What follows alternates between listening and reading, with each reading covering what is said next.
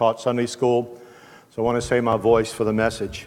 So I've asked her to come and keep your Bibles open to Acts 17, beginning at verse 16. She'll come and read the text. While Paul was waiting for them in Athens, he was greatly distressed to see that the city was full of idols. So he reasoned in the synagogue with both Jews and God-fearing Greeks, as well as in the marketplace day by day, with those who happened to be there. A group of Epicurean and Stoic philosophers began to debate with him. Some of them asked, "What is this babbler trying to say?" Others remarked, "He seems to be advocating foreign gods." They said this because Paul was preaching the good news about Jesus and the resurrection. Then they took him and brought him to a meeting of the Areopagus, where they said to him, "May we know what this new teaching is that you are presenting? You are bringing some strange ideas to our ears, and we would like to know what they mean."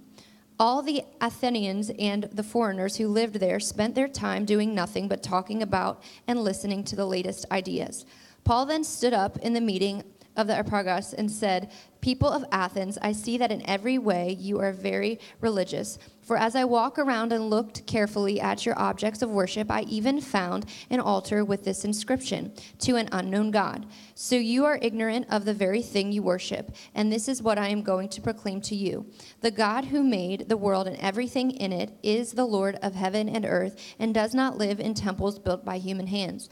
And he is not served by human hands and as if he needed anything. Rather, he himself gives everyone life and breath and everything else. From one man he made all the nations that they should inhabit the whole earth, and he marked out their appointed times in history and the boundaries of their lands. God did this so that they would seek him and perhaps reach out for him and find him, though he is not far from any one of us. For in him we live and move and have our being. As some of our own poets have said, we are his offsprings. Therefore, since we are God's offspring, we should not think that the divine being is like gold or silver or stone, an image made by human design and skill. In the past, God overlooked such ignorance, but now he commands all people everywhere to repent. For he has set a day when he will judge the world with justice by the man he has appointed. He has given proof of this to everyone by raising him from the dead. When they heard about the resurrection of the dead, some of them sneered, but others said, "We want to hear you again on this subject." At that, Paul left the council. Some of the people became followers of Paul and believed. Among them was Dionysius, a member of the Areopagus, also a woman named Damaris, and a number of others.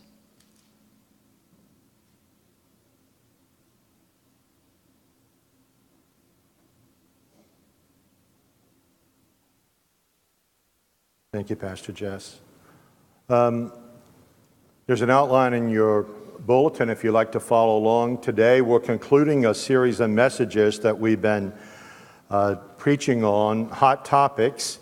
In our first message, we talked about where did I come from, and we addressed the creation versus the evolution issue. In our second message, why am I here, or what is God's purpose for my life? Our third message, we talked about marriage, divorce, and remarriage.